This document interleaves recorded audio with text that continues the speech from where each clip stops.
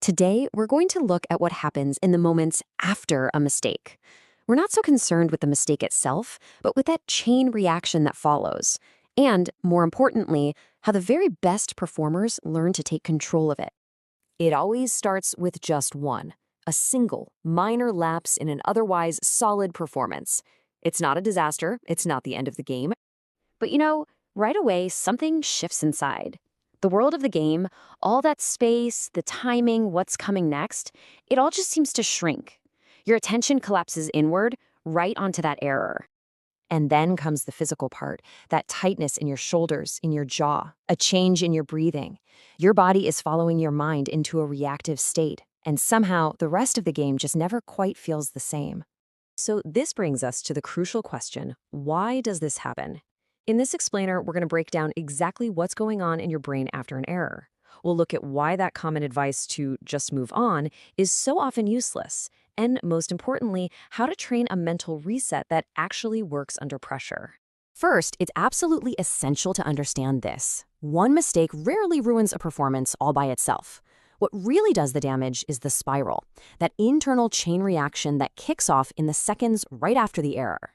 From a sports psychology perspective, a single mistake triggers three really powerful reactions, and they often happen at the exact same time.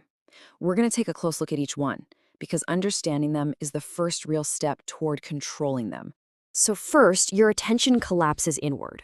Instead of being out there, tracking the opponent, the ball, the flow of the game, your mind turns inward. It starts analyzing what just went wrong, what it means for the game, and then comes that flood of worries about what might happen next.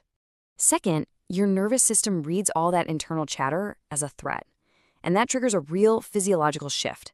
Your heart rate starts to climb, your muscles tighten up, your breathing gets shallow. Your body is now getting ready to protect itself, which is a very, very different state from the one you need to be in to perform at your best. And third, your identity gets involved. The error stops being just an isolated action, and it starts to feel like a statement about you. That internal talk gets personal. The mistake isn't just something you did, it becomes something you are. Now, when these three reactions all hit at once, your focus just fractures. Let's dig a little deeper into that first reaction, that collapse of attention. We call this the attentional hijack. And this is the core mechanism, really. It's where a mistake yanks your most valuable resource, your focus, away from the present moment, which is the only place performance can actually happen. This hijack plays out in a pretty predictable way. First, your attention moves backward, and it starts replaying the error in a loop. Then, your brain switches from just executing skills automatically to consciously monitoring them, trying to fix whatever went wrong. This interference, of course, leads to overthinking, and your focus narrows so much that you completely stop seeing the bigger picture of the game. Just think about this scenario. A basketball guard turns the ball over. Okay, it happens. But on the very next possession, instead of just reading the defense, his attention is completely hijacked by the memory of that last mistake. He starts overthinking a simple pass. He hesitates, and that hesitation creates a whole new problem. Now, the crucial point here is this. The mistake didn't break his focus. His attention getting stuck on it did. So what is it that makes our attention get stuck like that? Well, it's not the action of the mistake itself, it's the emotion that gets attached to it. That emotional charge is what gives a mistake its staying power. This happens through a process we call emotional tagging. Your brain is basically hardwired to prioritize and remember events that are loaded with strong emotions, things like embarrassment, anger, or fear. It puts a big, important flag on these events, which causes your attention to circle back to them again and again. And this is a really critical insight. Because of that emotional tag, the brain starts to exaggerate how important the error was. You start thinking about the outcome, what your coach is thinking, what this means for the rest of the game. The mistake feels bigger and bigger in your mind, and as it grows, your effective focus shrinks right along with it. All right, so how do we break this cycle? The answer is the mental reset. Now, this isn't about some kind of innate mental toughness you're born with. No, this is a deliberate, trainable skill. It's a routine that you can build and then lean on when the pressure is really on. The process has 5 distinct steps. First, you have to interrupt that mental replay to break the loop. Second, you label the error neutrally. Don't judge it to strip away its emotional power. Third, you redirect your attention to a critical external cue. Fourth, you use a physical action to anchor yourself back in the present.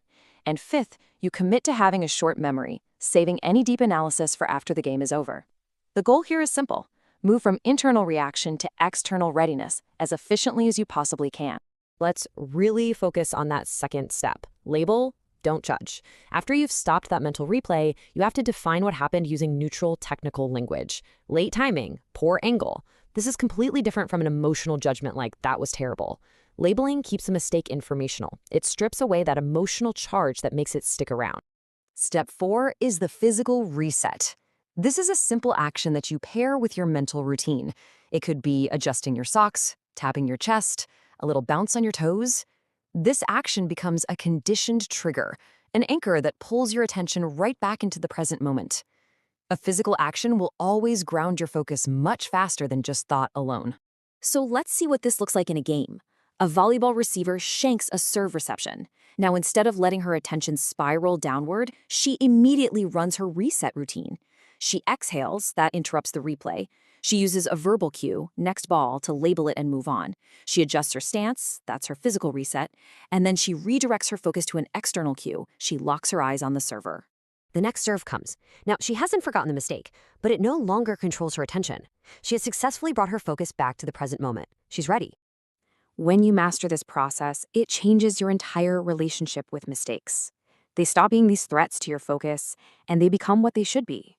Simple points of information that you can process and then move on from. So, to just summarize the core logic here, a mistake happens and it pulls your attention backward. The emotion you feel is what locks your brain onto that error.